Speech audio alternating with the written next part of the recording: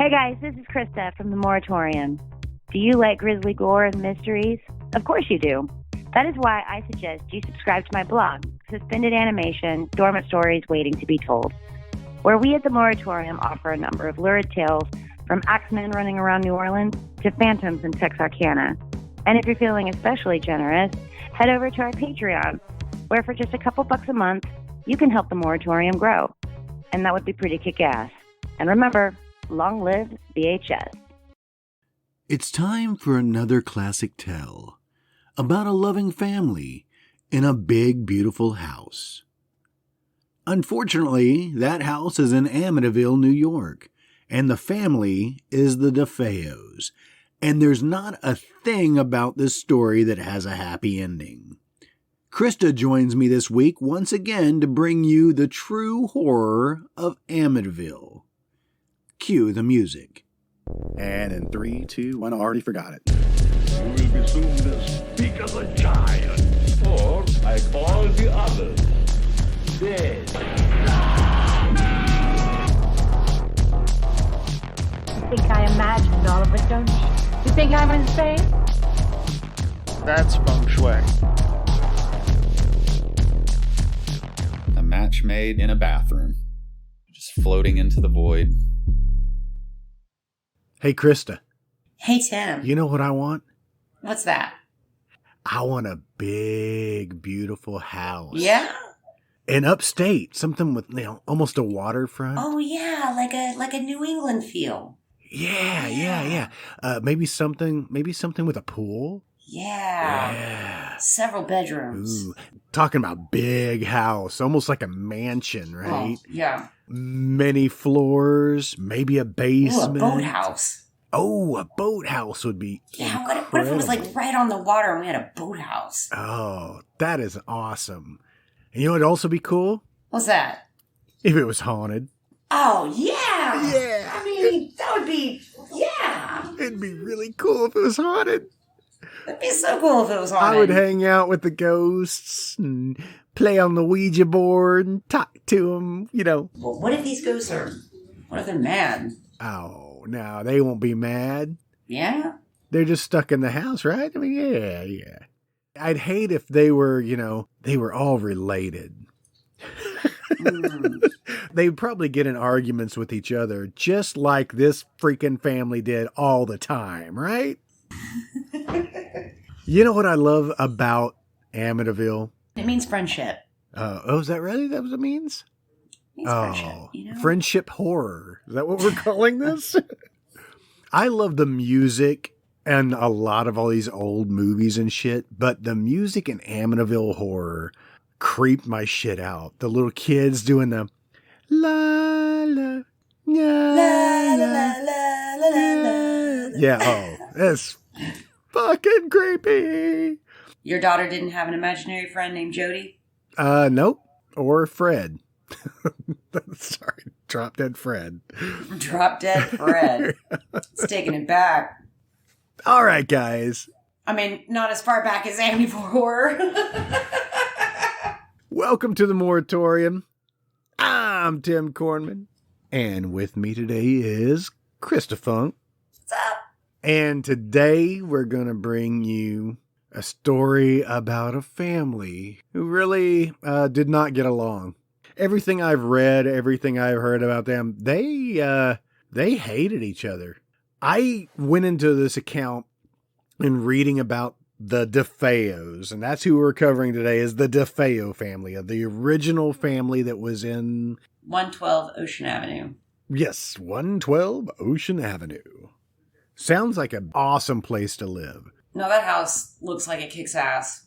Oh. I mean, it really does. I mean, it's gorgeous. I was looking at pictures of it the other day. It's been renovated. It's gorgeous.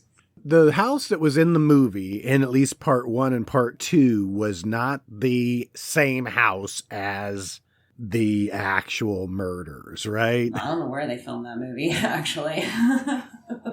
I read it was somewhere in New Jersey that it was filmed. In New Jersey? I can't verify that. Somebody prove me wrong. That's fine. The movie house creeped my shit out. What's the real house like? I mean, you need those iconic windows. Oh, of course. which are not on the house anymore. They've been taken off. They've been removed. Were they there before to begin with? Or was that a movie thing? No, those windows were there, but they've been taken off and they're not there anymore. And so if you go to 112 Ocean Avenue, those windows aren't going to be there. I mean, there's windows there, but not those slanted, iconic eye windows that look like they're... That's what everybody called them, like they were eye windows. Yeah, that kind of became the face of the Amityville Horror, really. Yeah. You know, it's right there on the cover of the book. It was on the cover of the movie. Isn't it the first thing you see in that movie? Absolutely love the house. I think it was for sale just recently, wasn't it? It was. I read that it was for sale. Yeah. I don't know what it sold for, but I'm sure it's hugely expensive. Not like what it cost for the DeFeos to buy it. I thought I read something like $65,000 that they bought it in, 1960 something? 65 is when they moved in, and her dad bought the house for him. Louise DeFeo's dad bought the house. And you've read the Amityville Horror, right? Yeah. The first movie and the book was actually based on the Lutz family, which we are not covering the Lutzes today. I want to concentrate on the DeFeo family, which was actually the Amityville 2, the sequel to the movie. The Amityville Horror followed up on the original family in the house, the DeFeos. Yeah, I guess you could say DeFeo murders were part 1 of the Amityville Horror, and the Lutz haunting is part 2. Right. We should probably begin with, like, the town of Amityville itself. Like, this was it was expensive. It's a seaside community. It's located on the South Shore of Long Island, New York. Nice. I mean, I've never been there myself, but, pictures, it looks like it's a cute, quiet, expensive community. Yeah. And beautiful. It looks like it's beautiful there. I mean, it is a small place. It has, a population around like 10,000 people, something like that. It's been a thing since 1894. Okay. But the address we are looking for, of course, is 112 Ocean Avenue. 112 Ocean Avenue. And guys, what we're getting ready to talk about may be hard to hear, and we know that it's a grisly fucking crime, but we have to describe this in detail or we wouldn't be doing our jobs. So if you don't want to hear it, feel free to skip forward, skip to the next episode. That's fine. I just wanted to put that out there. We are going to go into some pretty grim details. So how about a tour of the house? Okay. It's 3 stories in a basement, right? 6,000 square feet.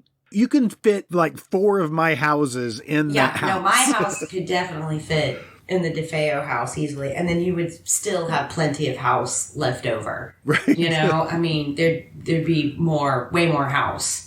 Our house in the middle of your house. Our house. This house has storage space that I can only be envious of. I mean, seriously. Does it have cabinets? I love cabinets. It had plenty of room, and they had so many windows. So many windows. I hate cleaning windows. And it is... I don't even know why my house has windows. But this house was a Dutch colonial style house, and what that means is that they're kind of barn looking, like a barn. They're kind of... Wait, this is New York. Would it be a barn? Right. They're going to pop the car. Anyway, this house is massive. If you are standing on the front porch, which it didn't have much of a front porch. It's probably the smallest part of the house. It really didn't have much. Did it have a back porch? I really like back porches. Didn't have much of a porch, but there were steps on each side, to get up to the porch. They had a storm door. You go inside the house and you're in a foyer. There's a number of ways you can go once you're, in the entrance of the DeFeo home. You can go straight, which would take you to a back entrance. You could go back outside, or you could go straight to the kitchen from there, or you could go to the left, which would take you to a living room area. There was a fireplace in there, and probably pretty cozy in there. There was another room beyond that with lots of windows, and there was a terrace above that Okay, and that's what faced the street. And was that like a dining area? No, the dining area was actually on the other side. If you went to the right, you'd be in the dining room area. You know, you could go to the kitchen from there. But again, if you're in the foyer, you could also go downstairs and go into the basement, which was huge. I think they had a pool table down there. Their laundry room was down there. I think Butch DeFeo and his friends hung out down there. And did heroin. Shot up dope and, down there and whatnot. That's probably where he was, the night that he committed this crime. It's probably where he was hanging out. But if you went upstairs, and the stairs had this red carpet on it, along the walls were these portraits of the family. So you would go up the stairs, and then there would be like a landing, and then you could go up another flight of stairs, and this would take you to the second floor. There were 4 bedrooms on the second floor. Wow. It was listed online like as having 5 bedrooms, like source after source after source said that 5 bedrooms. Well, I've never actually been in this house, so, I've never been there to count them. But in 1965, when that family moved in, there were 6 bedrooms. When we go to New York, we're going to go there and we're like, hey, can we count your bedrooms? We're here for the bedroom inspection. We're not here for any hauntings or anything. We just want to count the rooms. Just let me count your bedrooms. So if you go up to the second floor, there's 4 bedrooms up there. There's 2 on each side with a bathroom in the middle. Nice. To the right, this is where the master bedroom was. And then to the side, next to that was like a guest room. Okay. Interesting, there was enough room in this house for each of the DeFeo children to have their own room. But the boys, the 2 youngest DeFeo children, were sharing a bedroom. But the master bedroom is right here. And so this is where Ronald DeFeo Sr. and Louise DeFeo were sleeping. The wall that their bed was up against was like all mirrors. Not creepy. Not creepy at all. Okay. And then you turned around and went straight down the hall. I mean, you could go to the bathroom on the way. Now, some sources had Allison DeFeo's room on the other side, and the boys on, they just switched them around. Either way, Allison DeFeo's room and the boys' room were directly across the hall from the master bedroom. Okay. Then you could go up the stairs. Again, there was a landing, so you'd go up another flight, and now you'd be on the 3rd floor. The 3rd floor had 2 bedrooms, 1 on each side with a bathroom in the middle. I think to the left was Don DeFeo's room. Okay. And to the right this is this room with the iconic windows. So Don had like the back of the house, and then Butch had the front of the house with the creepy eye windows. I give you one guess whose room that was. Which didn't he have like blue and red polka dot like crazy wallpaper? Yeah. Oh, I don't know what the shit was. He didn't pick it out. His father did. This was actually a source of contention. Like, it was one of those things like, hey, what would you like? What wallpaper would you like in your room? And he just gave these sarcastic, shitty answers. And so his father was like, okay, out of spite, they just, yes, it's awful wallpaper. Great. And despite it is hideous, the strange and unusual home decor that you can certainly find in homes in the 1960s and 70s, even the DeFeos knew this wallpaper was horrible, and which is why they picked it. It was picked on purpose, just to spite him, Wow. Arguably, they all had hideous wallpaper. Allison's room was very bright and cheery. It was like, it was what was in vogue then. Of course, by our standards, we're like, whoa, that is way too bright, and that was popular then. That was what was in vogue.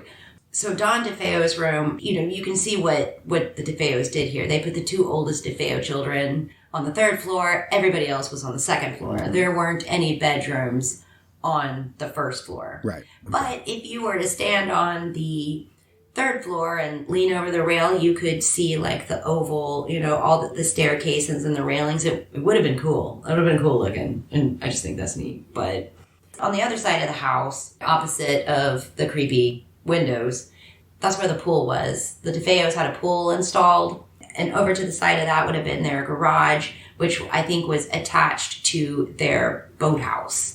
And I think I read that the newest owners or whatever, they filled the pool in. Maybe not the newest owners, but the pool is no longer there. It's been filled in. I believe there's been plenty of renovations done to this house since 1974. They took out the creepy eye windows. The creepy eye windows are gone. I believe they did, in fact, fill the pool in. I think they added another terrace to the other. I've seen pictures of another terrace, but I'm not sure. But I know one terrace did exist in 1974, and it faced the street. There was a big statue out front, and you could see the lamppost that said High Hopes. More and more pictures that I've seen, it looked like they had several statues out around the front of the house. Lots of religious, iconic things around the house, around the home, inside and outside. But it's a large property, you know. I mean, it's huge. It's huge. It's spacious. I mean, it's kind of a maze. That's why Butch called it a mansion. Yeah, well, right? I mean, compared to what they came from, you know, what was an apartment in Brooklyn, I would imagine that, this was a mansion to him. And it's like a mansion. From what I understand, he even bragged about this to people, you know, I mean, about how big his home was and all the stuff they had. But, I mean, it's huge. It's a big house. Like I said, my house would fit in it, and you'd still have plenty of house left over. My house would fit on a floor. I'm pretty sure that the basement was big enough that all of the DeFeo, children could live down there and still have their own space. It was huge. Yeah. But today, the house doesn't look anything like the way it looked when the DeFeo family lived there. I mean, it's gorgeous. I mean, like when it went up for sale, the New York Times posted a few photos of the interior of the house, and it is absolutely gorgeous. It's massive. Yeah. I don't think it gives the creepy vibe that, and it doesn't have those windows anymore either. So if you go there looking for that, you'll be disappointed. They're not there. But they are there in my heart. They're there in your heart. But I'm curious what happened to the original windows whenever they removed them. They got blown out when the house exploded in part 3. Yeah, I mean... It's a super, super nice place to live. It would have been a nice place to live in the 70s. It'd probably be a really nice place to live now. Yep. I mean, except for onlookers. If it wasn't haunted. I'm pretty sure that those people probably deal with a lot of onlookers. I would charge people to come inside. You want to come to my house? Sure. Yeah. Now, when did they move into the house? They moved in 1965. There's 7 members of the DeFeo family. They're a large Catholic Italian family. Their family was already big before they moved in the house. They didn't have any other kids. No, so after moving in the house. She was pregnant with her last kid, with her 5th child when they moved in to the Amityville house. So she was pregnant with the youngest DeFeo child. That would have been John Matthew. John Matthew. He was 9 at the time of the murders. Their oldest son was Ronald DeFeo Jr. Their second oldest was Don DeFeo, followed by Allison, Mark, and then John Matthew. Okay. And they lived in the house for 9 years, right? 9 years before the murders. So before that, they came from Brooklyn. They had lived in Brooklyn for, that's where they came from. I think that's where Louise DeFeo grew up. That's where her father's dealership was. He owned a Buick dealership. It was very successful. I think her parents had initially disapproved of her marriage to Ronald DeFeo, given kind of his reputation of, everything I've read, he was a complete asshole. Yeah, a righteous asshole. Yeah, So, but she marries him, and her dad, he adores his daughter. He loves her very much, so he dotes on her.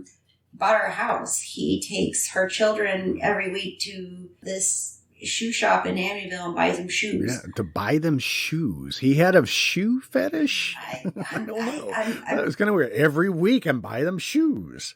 It's one thing to, I love you and you love this and I want to buy this for you. It's another to show love entirely by just buying you things. Right. And that is essentially what Ronald DeFeo did with his sons, with all of his children, yes, he would beat them. He did horrible things. And we'll get into that. But then he would turn around and, give them $1,000 or whatever, And Ronald, the father, he worked for his father-in-law. He worked for his father-in-law, yeah. Her dad gave him a job. He gave him a manager's position. And of course, he returned the favor as they discovered after their deaths that he was embezzling money, skimming money off the top. Mm-hmm.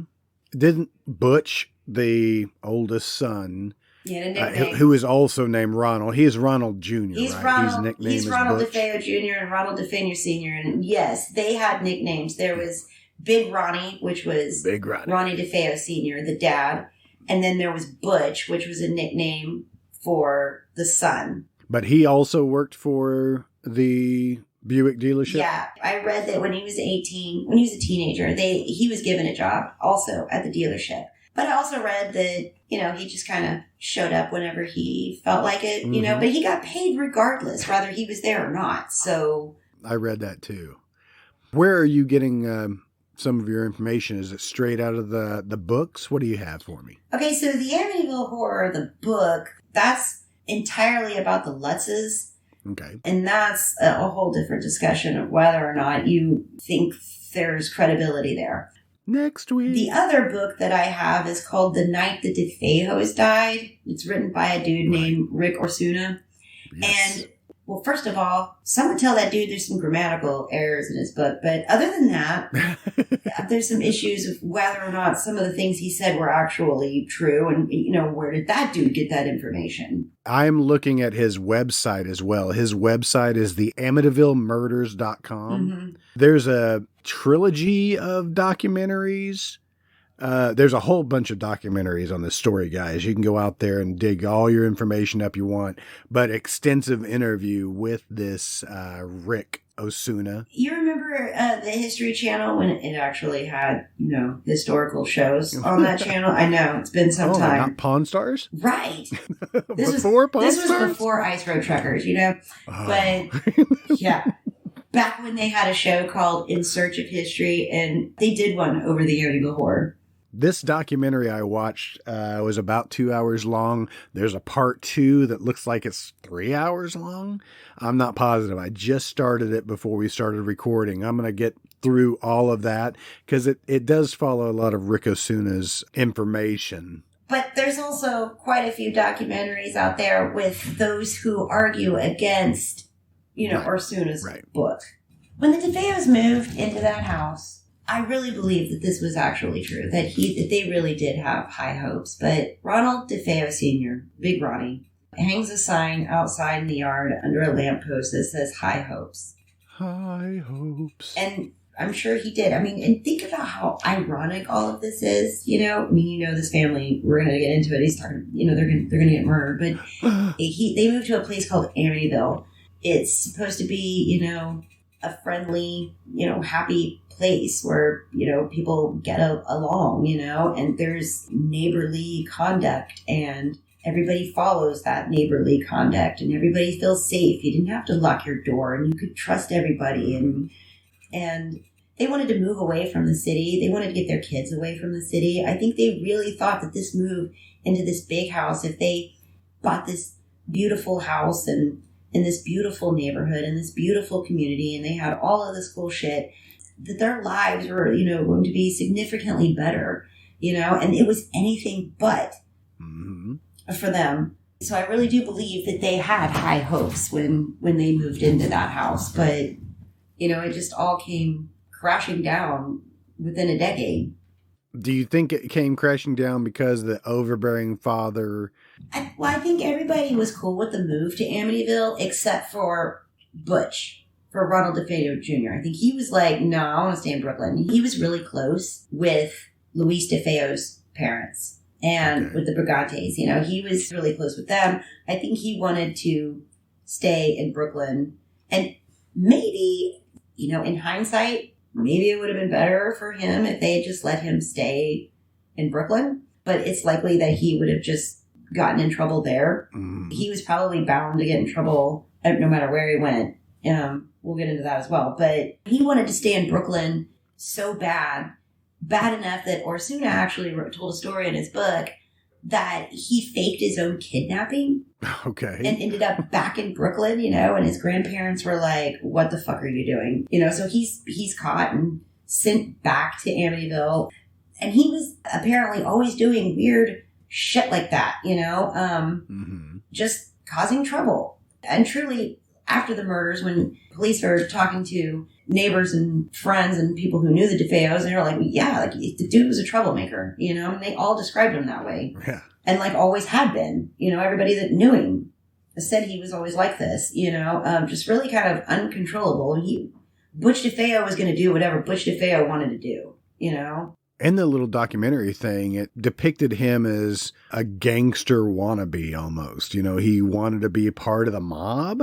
Yeah. You know, of course, after the murders, you know, there's this rumor, this story going around that, you know, maybe this was a mob hit. Giving Ronnie DeFeo the benefit of the doubt, maybe the mob had something to do with this. And truly, this was a plausible theory because apparently her parents, Louise DeFeo's, at least her father anyway, had connections to mob families in New York. Oh. There was these rumors that they were laundering money through the Buick dealership, that Ronald DeFeo had gotten in on it, that he was cooking the books. He was definitely embezzling. You know, and we're talking like big crime names, like you're going to recognize, like, you know, Gambino's, for example. Gambino. Or soon. And again, I don't know if it's true or not, maybe, or Suna's making it up, but he said in his book that Ronald DeFeo would spend Thanksgivings with the Gambino family. Huh. Yeah, like they're pals, they hang out, you know. I guess so. You know, but they will also, you know, kill you. You know, like, but you know, whether or not this is actually true, whether or not they had these mob connections and all of this, I couldn't tell you if that's true. But the mob definitely came up later following the murders. But yeah, the life in the DeFeo household was anything but heavenly. This family was dysfunctional. They had problems. Yes. On the outside, they looked like they had it together. I mean, they looked successful. They've got all the best shit. They live in a cool house. They've got a pool. You know, they've got cars and they have all the cool stuff. You know, but looks can be deceiving. Didn't they have a statue of a like a Virgin Mary, Jesus, something outside? Because they were devout Catholics. Truly, in their house, they have religious stuff all over the house. You know, Virgin Marys or whatever. You know, pictures of Jesus and stuff like that. Like in the DeFeo bedroom, I saw a crime photo. It was of the door and part of the dresser. You can see part of the dresser, and there's a framed or I mean, I can't remember if it was framed, but there's a picture of Jesus up there on the wall. That's why they didn't have any more kids. Jesus knows what you're doing in your bedroom. God knows he's watching. God knows. Yeah, I mean, he sees you when you're sleeping. And he knows when you're awake. Oh, wait, that's kind of close. Right. But anyway. Close enough. I mean, close enough. Ronald DeFeo, just kind of flaunted the fact that they had money, or at least he wanted it to at least look like they just had lots of money. If people came over and he's taking them on a tour around the house and showing them stuff, he would be sure to tell them how much something cost. Oh, and he was proud. How about the life-size portraits of the family? I read that they actually got Brigante to pay for these life-size portraits of them and that they were hand-painted and it took over a year to complete. Anybody who hung around the DeFeo family for very long eventually started to see a different side to them, for sure. And it wouldn't take long because I was hard-pressed to find anyone who said anything nice about either Ronald DeFeo Sr. or his son. The rest of the DeFeo kids and his wife, fine. But the dad and the son, something bad was definitely bound to happen between, they were always fighting, always arguing, and these arguments would get violent. And, either it was the son who would get violent, but more often than not, it was the dad who would get violent. He beat his family. He beat them. He beat his wife. He beat his son. All of them. He beat his daughters. He was not good to them.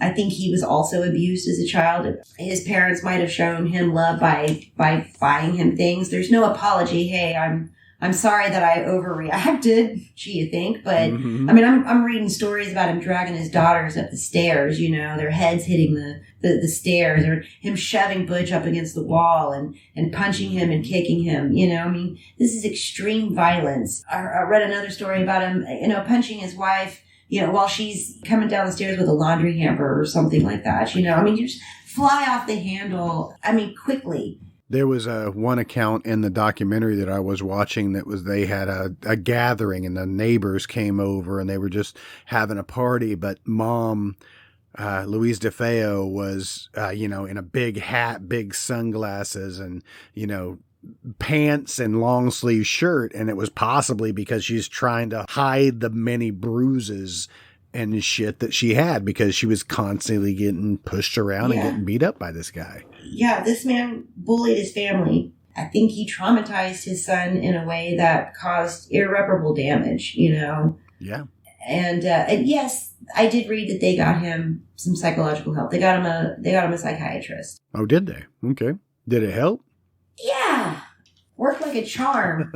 So this volatile behavior was a regular thing in the DeFeo household. I mean, yeah, they might have had a cool house, and they might have had the pool, and they might have had the boat, and they might have had all the cool shit, but it came at a price. But it can't. The grass was not greener on the other side here. Their house was a nightmare, and it was a nightmare because their father was a tyrant. Was he an alcoholic? I mean, did he drink? I didn't necessarily see any accounts of that. But I didn't either. I mean, I would assume that he probably did. Whether or not he was a drunk or not, I haven't come across that. So Ronald DeFeo, he grows up with this, and naturally he gets into all sorts of shit. Every possible trouble he can get into, Did he get kicked out of high school at the age of 17? Yeah, he was getting expelled. He got kicked out of school. I think he got arrested for a robbery. Of like a boat motor or something like that? Yeah. He's starting fights with people. He's moody, he's mouthy, he threatens. The aggressive and argumentative was probably Butch on a good day. But other times he was violent and caused physical altercations with people. He eventually starts snorting cocaine. He's swallowing pills. He's drinking a bunch. He's shooting up heroin. This is straight out of the AmityvilleMurders.com website. It says, as a child, Butch was extremely overweight and would remain so until his later teenage years when he began using amphetamine. Yeah. Butch's school life suffered because of his weight problem. Bigger kids would often make fun of him, calling him names like the Blob or Bucky Beaver and Pork Chop. Not only is he getting abused at home, he's kind of getting, bullied around at school. But then again, in the 70s and 80s, we all got bullied in school. But he has no refuge, like your home should be your refuge. But that's not a refuge for him. That's just another place where he is bullied and tormented, and he never knows what mood his father is going to be in. He never knows what's going to happen. None of the children did. They would have no way to know if their father's going to fly off the handle and one of them or all of them are going to take a beating. Or maybe their mother's going to pay the price for something. Mm-hmm. So here's Ronald DeFeo Jr. He's now doping himself up with hardcore drugs, copious amounts of alcohol, he's pills, whatever he can get his hands on. So he's clearly unhappy in Amityville. He's unhappy with his life. Again, with the irony, this place called Amityville and this house named High Hopes is anything but. Yeah. Well, he put the high in the hopes. Right. He definitely, yeah. So all of this is going to eventually come to a head. Yeah. Right? And, they took him to a psychologist or a psychiatrist. And I think I read that one of the reasons that didn't really work out, again, was because of the dad. I think he got mad at the psychiatrist because this person sits down with Ronald DeFeo Sr. and is like, yeah, so you're like a huge asshole. You're a problem, and and your children are terrified of you, and you have to change this. If this actually happened, what the psychiatrist actually said to him, Big Ronnie, having the ego that he would certainly, I think, had, this angered him, and of course, Butch DeFeo was not allowed to ever go back to this doctor anymore. But I guess he never went back to any other doctor either. Okay. You have to remember that, today, yes, you would definitely report somebody hitting their child, but like in the 70s, like people got away with that shit all the time. If this story is true and this conversation with the psychiatrist really took place, here's the psychiatrist being like, well, do you really think that beating your children is, a good idea? You really, is this normal to you? And there's Ronald DeFeo Sr. Yeah. What's wrong with that? And then he beat the psychiatrist. Or right? threatened to, or tried, something to that nature. Right. I wouldn't doubt it. Would not doubt it. He was a complete... because I read other stories about how, that Allison or Don DeFeo, one of the girls, was throwing rocks at a neighbor's kid. And the neighbor got mad, so the mom came over and was going to, hey, your daughter, I just want your daughter to apologize, yada, yada, that sort of thing. But there's Ronald DeFeo Sr., and he freaks out. And he's screaming and threatening this woman and chases her back to her own house, screaming at her the whole way, Again, don't know if that's true, but there's, it's just another... Yeah, your kid shouldn't get in front of my kid throwing rocks. I mean, it's just another story that just adds to this person that Ronald DeFeo Sr. could have, might have been, like he was just a shitty person, But yes, the way he showed love was by... bruises. Yeah, bruises, and then, hey, I beat your face in, here's $1,000, so Ronald DeFeo Jr., he's 23 in 1974, and he's got a bitchin' car. I can't remember what it was. I don't know. Right off the top, but he's got a bitchin' car. He's got a boat. And that's why he needed to steal a motor? Right. He's always going to the bar. He frequented this bar called Henry's Bar. It wasn't too far from the DeFeo house. And he was always buying people's drinks, as aggressive as people said he was, as troublemaking as they always said he always was. Apparently, he was also generous, always buying people drinks and stuff like that, when they'd be out at the bar. So on November 13th, 1974. All right, so Ronald DeFeo Jr., that day, apparently he had failed to show up for work. He had complained about, stomach pains and things of that nature. Mm-hmm. He'd been seen in public. He'd been seen making phone calls to his house, and audibly, he's loud about it, mad that nobody's answering the phone. Mm-hmm. He can't reach anybody at the house. But around 6:30 p.m. that night, he comes running into Henry's Bar. He is in a panic. And he's yelling, help! Somebody killed my parents. And there's a group of people that are like, what the fuck? So there's a small group that goes back to the house on Ocean Avenue with him. Right. And I want to point out that I think it's interesting that he doesn't go to the police. He gets in his car and he drives to the bar that he frequents. Yes. He doesn't go straight to the police and tell them help. Well, maybe because he's had a run-in with the police before, and he did have a quote-unquote record, right? Yeah, this is maybe true, he doesn't trust the cops, and he's doing drugs. Yeah. Right. I can kind of buy that, but still... He's fucked up. He's high. He goes back to where he knows. He goes to the bar and says, hey, guys, my family's dead.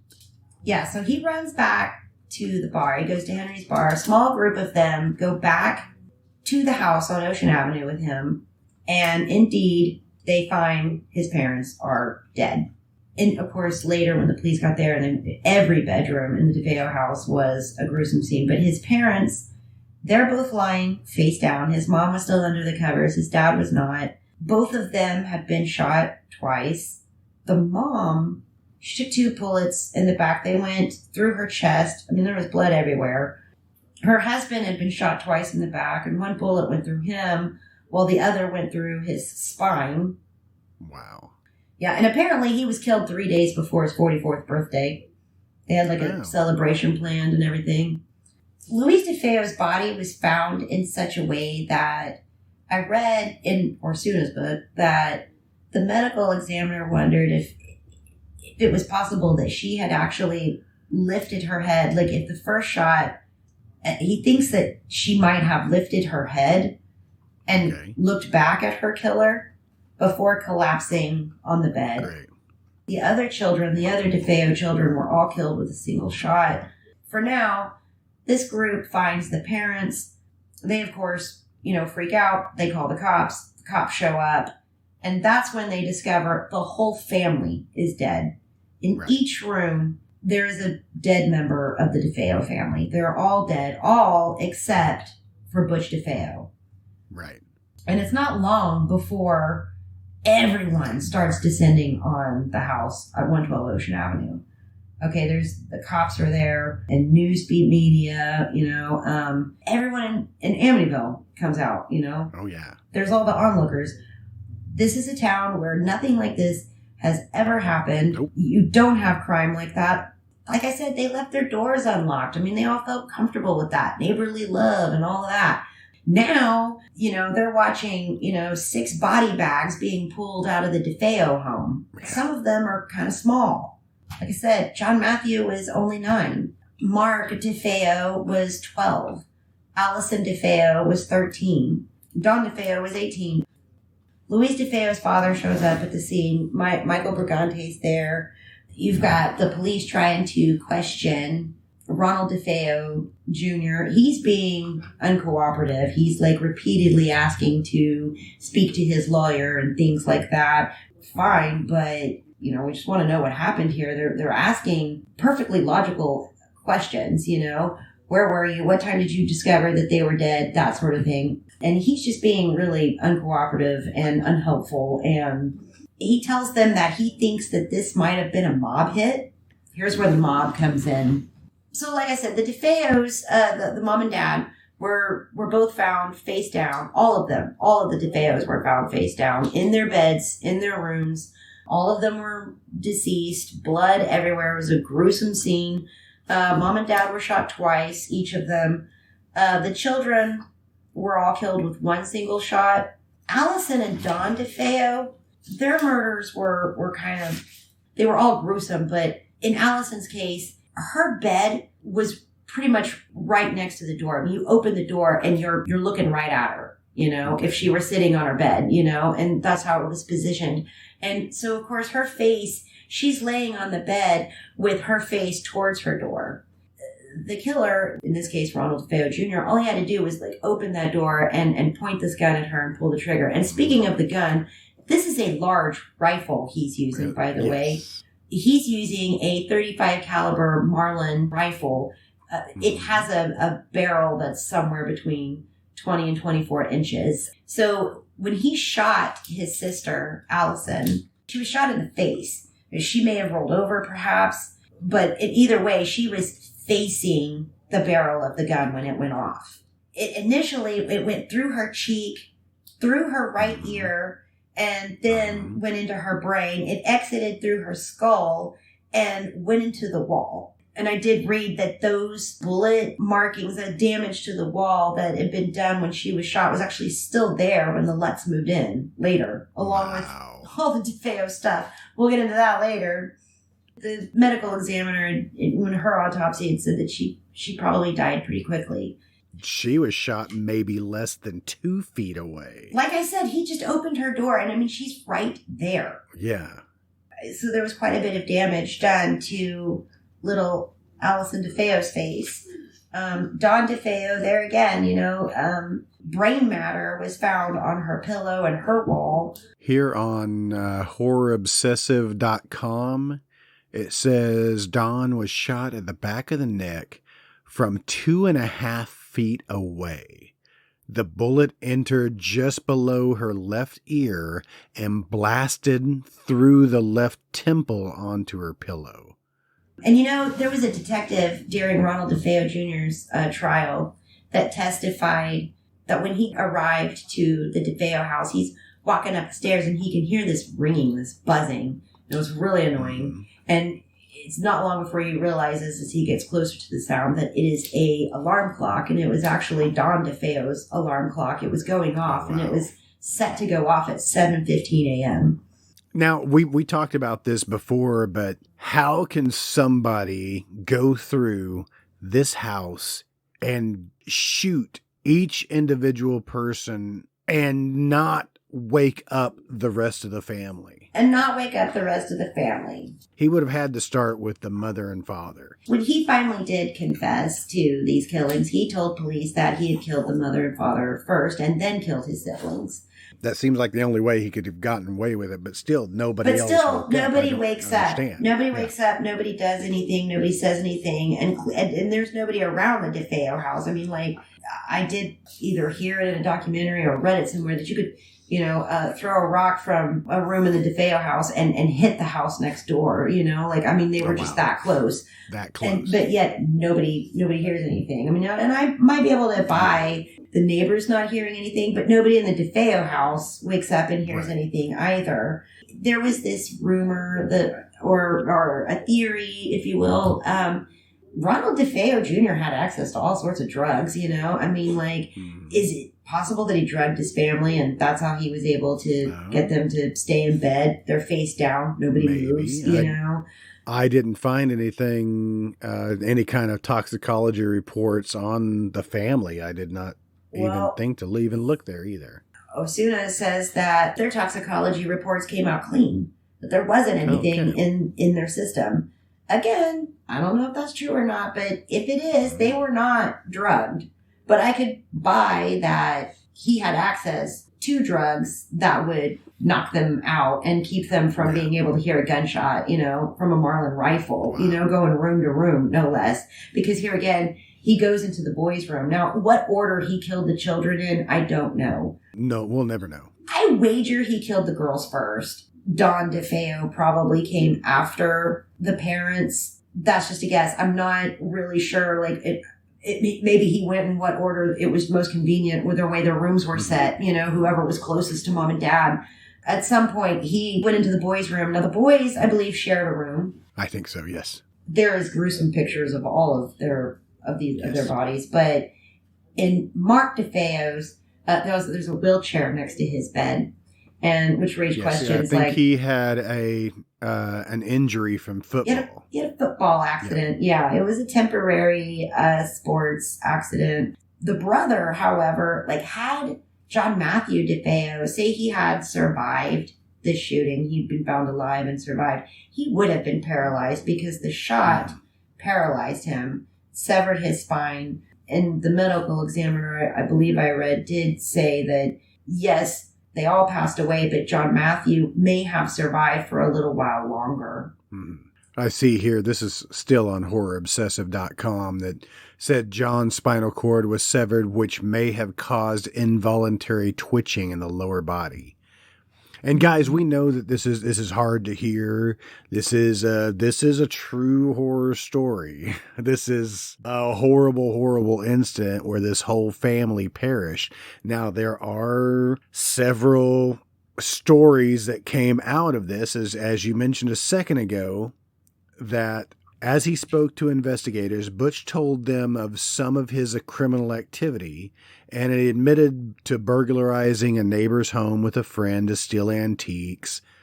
At first, Butch claimed that the murders had to have been committed by a man named Louis Fellini, a mafia hitman. He said that a few years ago, Fellini and his wife had lived with his family for a little while after their house burned down in Brooklyn. He said that Fellini had a key to the house in which he buried a box of money and jewels. I don't understand this. I read this on several different accounts. Sounds like a made up story. Butch also said that he had a violent argument with Fellini after Fellini and his wife moved. Fellini criticized a paint job that Butch had done for the dealership. He described throwing a brush at Fellini, breaking a window behind him. Anyway, he just blamed it on this guy that we don't even know exists. Right. And then police found, later that Fellini, maybe he was this dangerous guy, maybe he wasn't, I don't know, but he was actually out of the country at the time that the DeFeos were murdered. So they were like, okay, well, he's out. But that alone didn't necessarily do away with the mob theory, but they just couldn't find any other connections to the mob theory. The cops couldn't do it, and neither could Ronald DeFeo Jr., for that matter. Butch did claim that during this argument over the paint job at the dealership that, both of them, he and Fellini, were throwing out all of these threats and insults at each other. Fellini leaves, and his dad is super mad. He's mad at Ronald DeFeo. He's mad at his son for having argued with Fellini. What are you doing? That guy's a hitman. He's very dangerous. Yada, yada. You've just made an enemy with him. And then he said that his father became really stressed out and worried because he was, scared of this guy doing something to the family and had told Ronald DeFeo Jr., you need to watch out for your mother and your siblings. Right. But then, of course, they couldn't find any connection to this at all. So the mob theory was out. Well, and here it states also that goes back with that box that Butch told investigators that if they found where Fellini had buried this box that had money and jewels in it, and if the box was empty, it must mean that Fellini was there. But they never found any kind of box. It was all just a story to try to throw off police. But I've also, I don't know where I caught this. I think may have been through Osuna's documentary that I was watching, said that there was possibly some gunpowder on Dawn's nightgown. Yeah, we'll get to as that. If maybe she was involved. Okay, you got more on that? We'll get to that. Yeah. Okay. So it's when they can't find any connections, between, this mob theory that they start, again, questioning Ronald DeFeo Jr. And they're talking to his friends. They're talking to their neighbors, people that went to church with him, people who actually knew the DeFeo family. And now they're learning this other side of the family that we already discussed, They're learning that Ronald DeFeo and his son had a tumultuous relationship. They're learning that Ronald DeFeo Jr.'s friends were scared to come in the house. They were afraid of his dad, that they saw him beat his wife and the other children, They start learning all of these other things. And they're asking them to kind of describe Ronald DeFeo Jr., like as a person to them. Mm-hmm. And again, they're finding it hard pressed to find somebody to say anything nice about him either. He's a troublemaker. He's a problem, he's drunk all the time. He's high all the time. He's unstable. He's psychotic. I mean, these are the adjectives that are being used by the community of Amityville to describe Ronald DeFeo Jr. And then police find out that, he had problems with his siblings, like weird, stupid problems with his siblings, like he thought his brothers were slobs, that they didn't clean up after themselves. They're children, children generally don't clean up after themselves. Yeah, right. That comes with years of get in there and clean your room up. But his sisters, he didn't really have anything bad to say about Allison DeFeo, I don't think. But Dawn DeFeo, he called her a fat fuck. He disapproved of how she dressed or the music that she listened to or the way she wore her hair, I think he just found reasons to nitpick his family. But with his father, I think it was very obvious what the issue was there. Here's a passage out of Horror Obsessive that says, Butch continued to insist that they needed to find Fellini, and when he was asked if he ate dinner with the family that night, they found Butch's attitude toward his family wasn't that of a grieving son and a big brother. Butch said he didn't eat dinner with his family that night. When asked why, he said because his mother Louise was a lousy cook and she made some brown shit in a bowl for dinner and he wasn't going to eat it. When asked about his family, he had nothing nice to say. He described his brothers, Mark and John, as fucking pigs. He said that he shared a bathroom with them and they left it a mess, usually with toilet paper hanging out of the toilet and shit on the back of the seat. When asked about Dawn, which describes her as a fat fuck who played her music too loud. Mm-hmm. Yeah, you are not coming off very sympathetic here at all. Yeah, I mean, in addition to the fact that there is, being questioned by police, his family's coming out in body bags, and he's like, I want a lawyer, I want to speak to my lawyer. Here's a guy who was panicking earlier, someone killed my family. Like, you'd think he'd be in tears, you'd think he would be hysterical. I mean, how would you be if you discovered your whole family dead? I mean, honestly, you'd freak the fuck out. Any normal person would, but there's Ronald DeFeo. I want to speak to my lawyer. Louis DeFeo's father shows up, I mean, and he's over there, again, what he actually said to him, but there's a story that he's over there, if you did this, you're taking the fall for it, you are not dragging this family name through the mud any further, I mean, but you are taking the fall for this alone. Now, again, some of this might be from the viewpoint of people who want to suggest that Ronald DeFeo was innocent or that he didn't act alone. Still, he's out there acting guilty as fuck. Yeah. Yeah. Why would he do this? Because that's going to come up. Why would he do this? Why would anybody want to kill this family? If it wasn't a mob hit, then why would somebody want to kill this family? Why he did this, I don't know. There's all sorts of reasons. Maybe he did it for the $250,000 life insurance policy that Ronald DeFeo Sr. had. Right. Maybe he did it, because he thought that he could actually get away with it and he would have that beautiful house and all the money and all the shit to himself and no one would be there to beat him anymore and he wouldn't have to share a bathroom with his brothers or listen to his sister's music. I don't know why he did this, but he did eventually give them the Fellini story.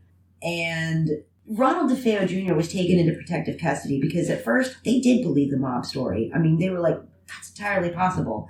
We need to take this one and only survivor into protective custody because they're going to try and kill him too. He's not dead because he wasn't home when this happened. Or that's what they thought. So he's taken into protective custody. But again, when this Fellini thing isn't panning out, when Ronald DeFeo Jr. can't find another mob, end, he can't blame the Gambinos or anybody like that, whenever that doesn't pan out, eventually after hours of interrogation, he finally confesses. Okay. And his confession was, of course, readily accepted and it was given the next day. And one of the things that, aside from the mob theory not working out, the medical examiner tells the police, they're like, hey, and this will be significant for the next episode. They're like, hey, I think the DeFeo families, all of them died sometime between 3 and 4 a.m. Mm-hmm. Butch DeFeo Jr., I think he was really good about covering his tracks the day of, making sure he was seen in public, making sure he was seen calling home, things like that. But I don't know if he really thought about having to cover his tracks during the night before. They cornered him is what they did. They had him, they cornered him, and he finally breaks down and confesses. Of course, he argued later, and certainly his lawyer argued later, that he was abused and during interrogation and that this confession was forced out of him. Right. And we know he's telling the truth because he starts giving them all of this information that's only the killer would know. Where's the weapon? Well, it's in the water. You're going to need some divers. So they had to bring in some divers. Mm-hmm. Another version of events that out of several, that Ronald DeFeo Jr. gave. One of them was there was a dark, shadowy figure that was following me around the house that made me do this. That was telling me to do this. We are inching ever so close to the paranormal, if you will, side of the Amityville Horror. Mm-hmm. But he did tell them that the gun was in the water. They brought in divers. It took several hours, but they found it. He told them that his bloody clothes were in a drain. Indeed, his bloody clothes were found in a drain. There was ammunition found all over that house. I mean, the DeFeos owned more than one gun. I read several accounts that Butch was also kind of a gun guy. He was really into guns. He was, so he had them. I mean, lots of people have one. It's not illegal to own a gun. It's just illegal to kill your family with some gun. It's just that today, with the gun argument, and I don't want to get political here on the moratorium, but Ronald DeFeo Jr. was one of those people that liberals are talking about that they don't want to have a gun. Of course, we can't foresee the future, and nobody in 1974 could either, but in the DeFeo's case, though, right. I kind of wonder if you could, because all of those people that did know the DeFeos were like, no, this was a violent family. Something bad was bound to happen. And there was several people that said that. Something bad was bound to happen. So in a way, you maybe take the fucking guns away. I don't know. But if he really wanted to kill his family, the other side of that argument is he'd have found a way to do it. Yeah.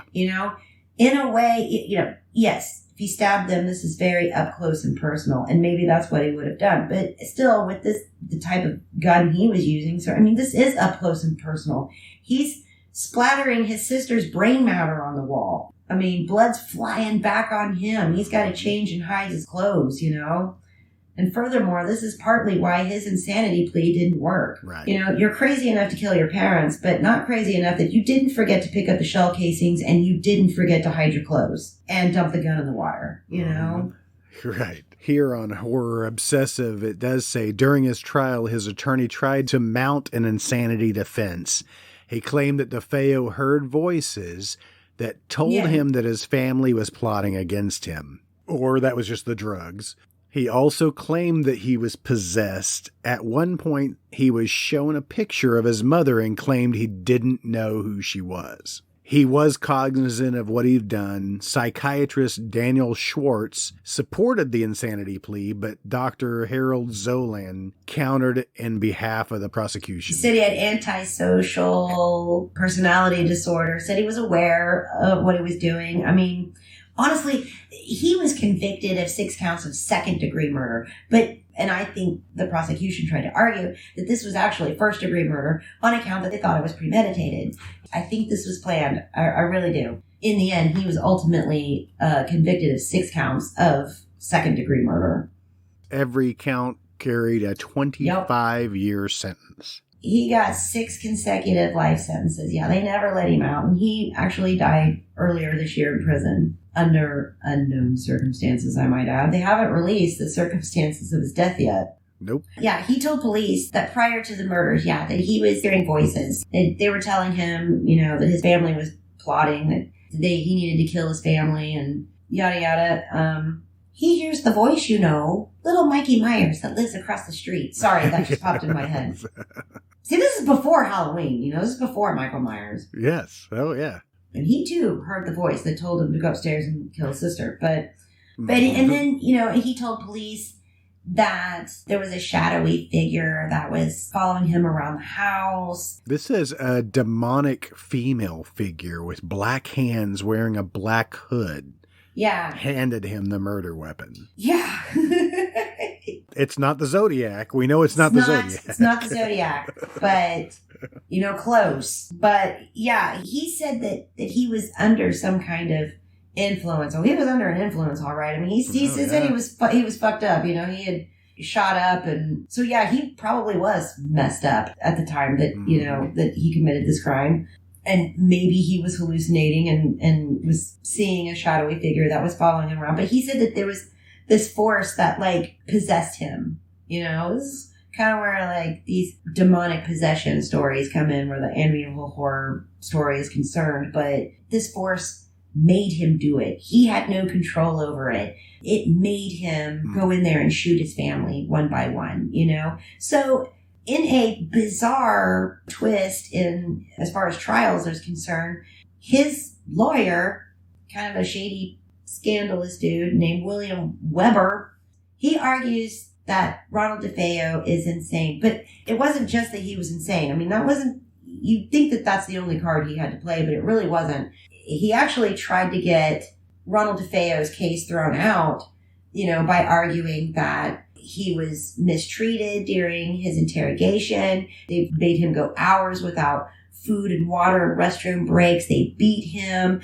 and they forced this confession out of him. And therefore it's a false confession. Wow. Essentially, he's trying to argue that the Suffolk County Police Department were the Spanish Inquisition and they had forced this. You'll never expect the Spanish Inquisition. You'll never expect the Suffolk County Police Department. They forced this confession out of him, and therefore, and he was clearly about trying to either, we're going to get this case thrown out, but if we don't, by the way, he's also insane. Yeah. But of course, neither of these avenues worked, and ultimately, 11 months after the DeFeo's family's murdered, he is convicted of all of their murders and went to jail for the rest of his life. After he was convicted, did he change his story several times, saying that... Up until he died, he changed his story. I mean, by the way, all of his appeals were denied. As they should. Yeah. He claimed at one point in time that his mother had done it, but he couldn't tell the police that because her father had shown up to the house, and he didn't want to say anything like that in front of his grandfather, so... he took one for the team and didn't say anything about his mother. until he said something about his mother. His mother did everything, including killing herself by shooting herself in the back of the head, laying face down on the bed. Okay. Yeah. But I would say that one of the most intriguing claims that he made was because, yes, the question is, definitely comes up, how did he go from room to room shooting his family? If they weren't drugged, then how did he go from room to room shooting his family with a 35 caliber Marlin rifle and nobody wakes up, nobody hears the things? He doesn't startle the boys, he doesn't startle the girls. If they weren't drugged, the other theory is that there was more than one shooter. Okay, so that makes you wonder, was there another shadowy figure that was actually followed? I mean, he was fucked up. Maybe that's what he saw, but maybe there was a second shooter. It says here, DeFeo eventually admitted drinking a fifth of scotch daily in addition to drugs. He was described by a friend as an outright junkie. I think someone actually in a documentary put it that way, a deadly combination. He's all fucked up on drugs and drinking in a bad place emotionally, and he's carrying around all this tremendous amount of anger, and I'm sure he probably fantasized quite a bit about beating up his father or even killing him, but now he's on the verge and did make that a reality.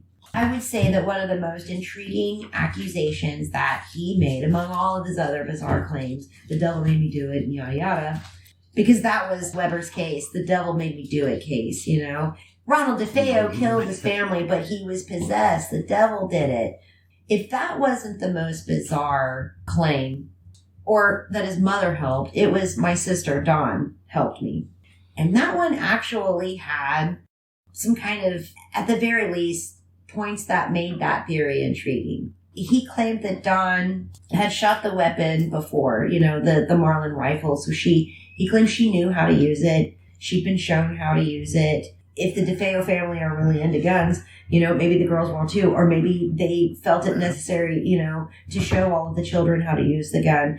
Maybe that was part of the how you have respect for the gun, so you won't think of it as a toy and that sort of thing.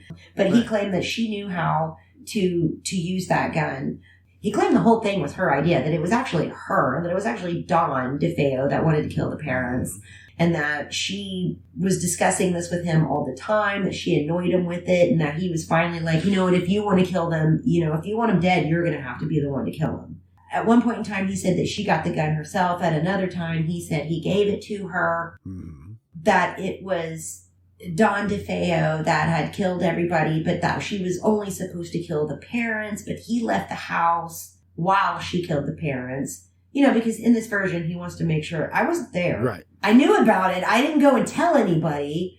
I didn't run into the Henry's bar and go, help, my sister's killing my parents. But I left the house and I came back. And not only were my parents dead, but so were my sister, Allison, and both of my brothers. And I was so mad. We got into this physical altercation and I had to shoot her. And I had to shoot her in self-defense. Right. With the gun that she supposedly had and was trying to shoot me with. Right. All of his stories unraveled like that. What's interesting, though, is that there is this story that Dawn DeFeo's nightgown had, gun residue or... It says unburned gunpowder on her nightgown, which may indicate that she could have fired a weapon. Which, if that's true, it's very interesting. And then he's just taking the fall for, instead of soiling his sister's name, he's taking the fall for all the above. And he just killed her. It's plausible. But did it change anything? No. Unburned gunpowder. I don't know how to take that. It's still, you're talking about forensic evidence in the 1970s.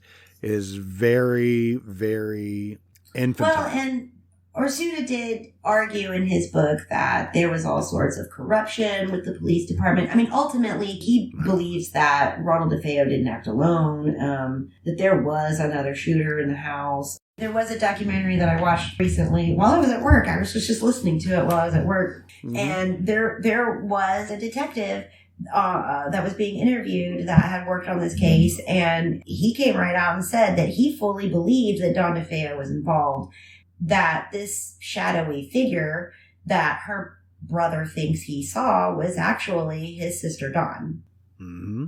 This same detective also said that he was outside the DeFeo house the night of the murders. Somehow he doesn't hear anything either. I don't remember that part of the story where he came rushing in and, stopped any of this from happening. Yeah. He came right out and said it was Don DeFeo coming out of that house, throwing that rifle into the water. But if she was killed with the same weapon, but that couldn't and he's happen. saying that he shot her and what did they both have the same model rifle? And I mean, because somehow he shot Don DeFeo in self-defense with the gun that she's holding, that she's trying to shoot him with. Yeah. You tell me how that, works. It doesn't. It says here there were no signs of a struggle. No drugs were present in their systems, and there were no signs of struggle. So he said he did struggle with his sister and the gun went off and killed her.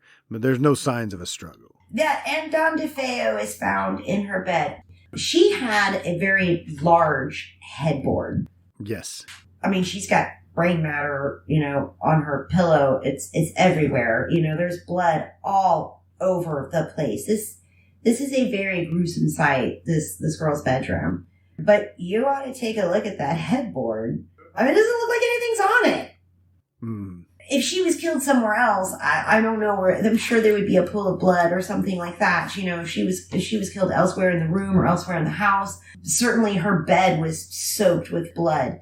But Strange. It looks clean, and I would assume that blood and brain matter would certainly sprayed it. Yeah, everywhere. In the DeFeo's parents' bedroom and in Allison's bedroom, there was blood splatter on the door. Allison was so close to her door that, her blood splattered on her door.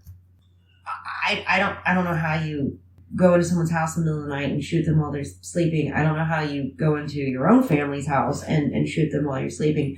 I don't know how you go into a little child's bedroom and shoot them while they're sleeping. Mm-mm.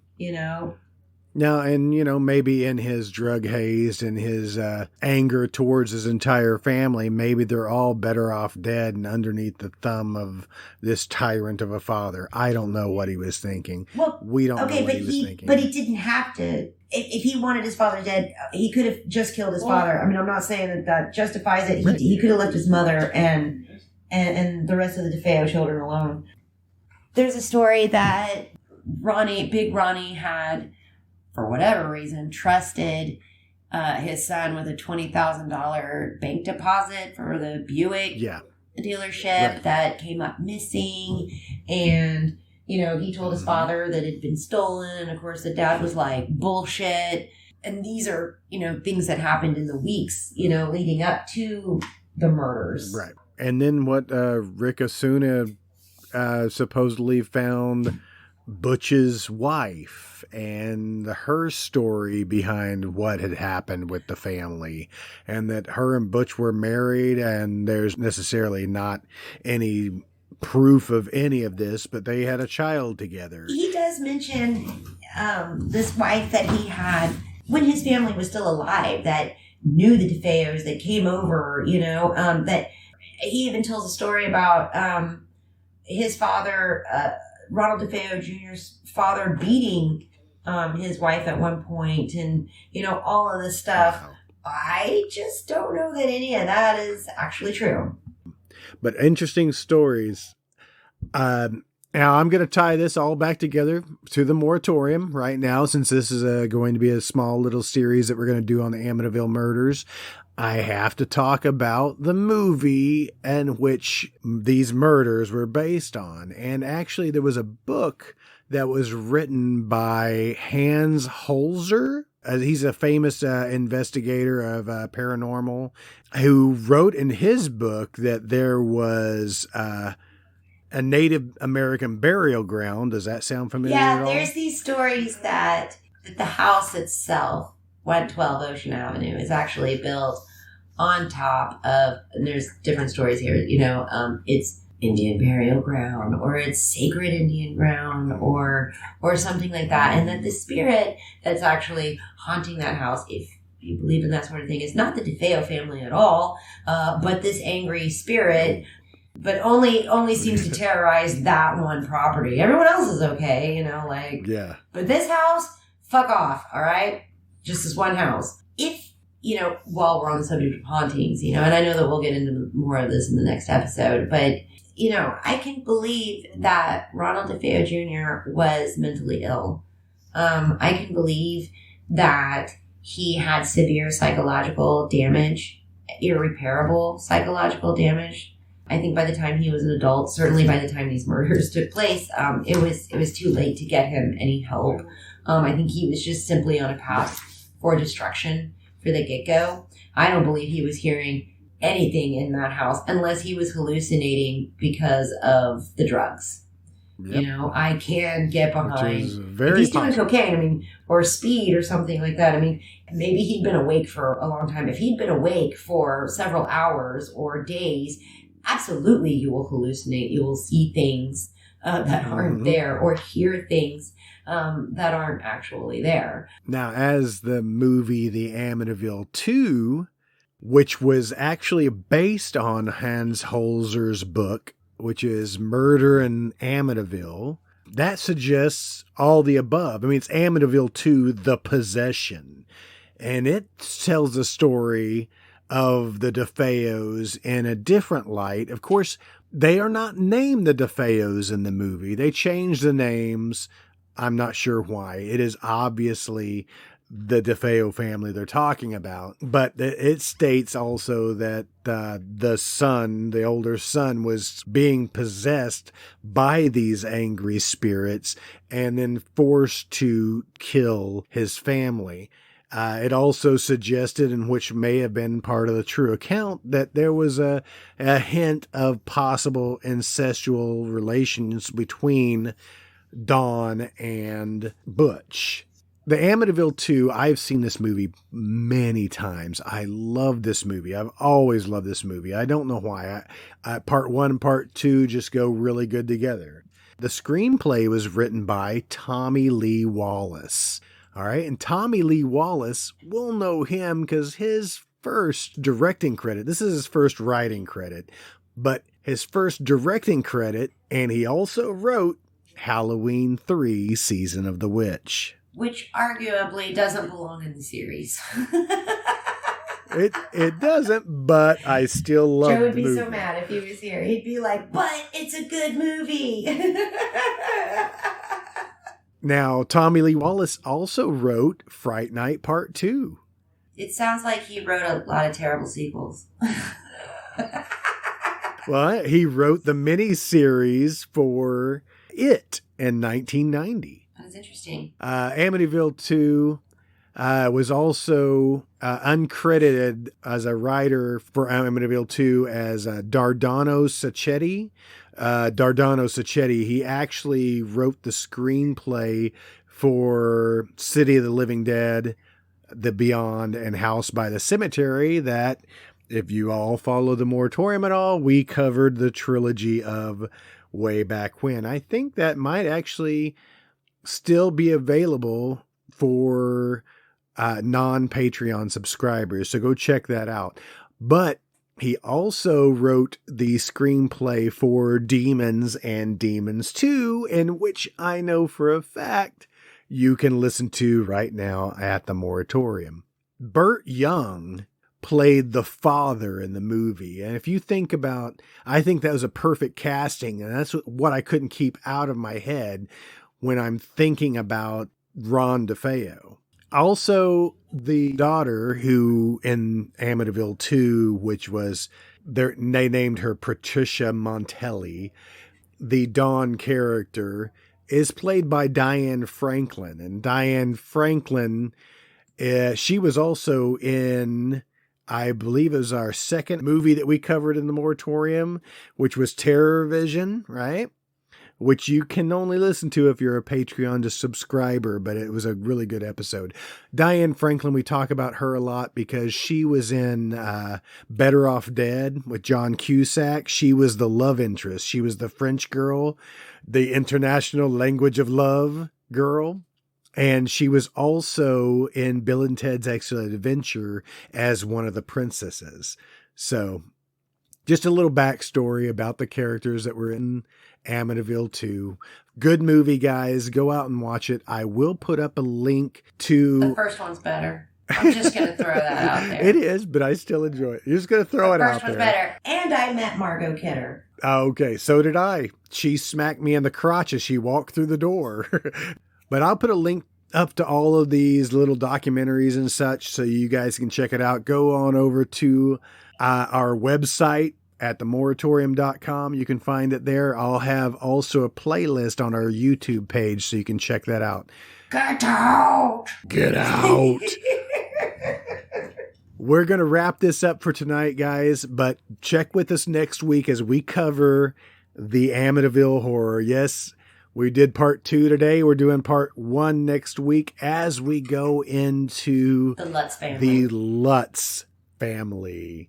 So check with us next week. I can't wait for this because I'm having a great time going over this story. This one's kind of fucked up. The next one's not so fucked up, but still fucked up. It's fucked up. Does that make sense? And I will save it for the next episode. But it's fucked up for the reasons that you don't necessarily think it would be. But cool stuff coming out, guys. All right, let's wrap this up for today. Guys, go on over to our Patreon and help support this podcast. We need your help. Mama needs a new washer, It's true. right? It's eating my clothes. I have to go to the laundromat now.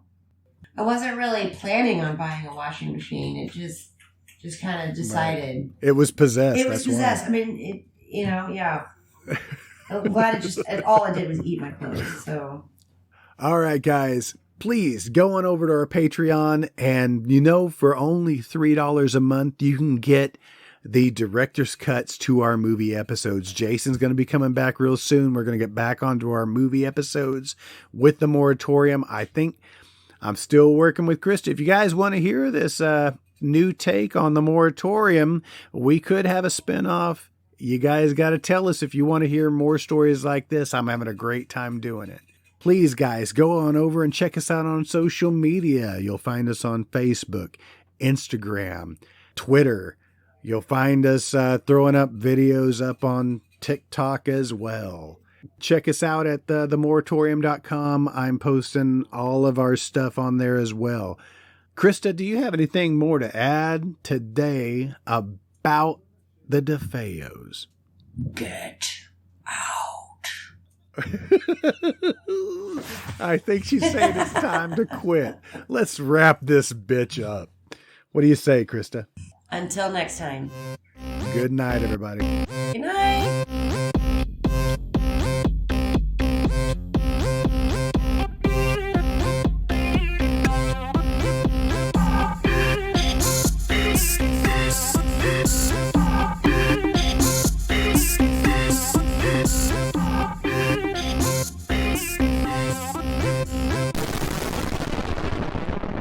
You've been listening to a special edition of The Moratorium, an MT Cornfield production.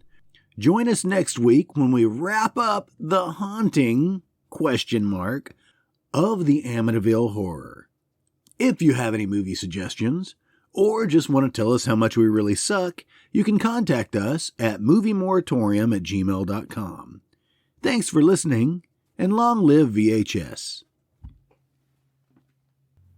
I'm trying to get better at this, Tim. I'm trying to get better at my humor. Yeah, no, you were funny. Until you told me to get out. I was looking right at this movie poster, and it said "Get Out," and I was like, I could hear it, "Get out, the passage to hell, cover it."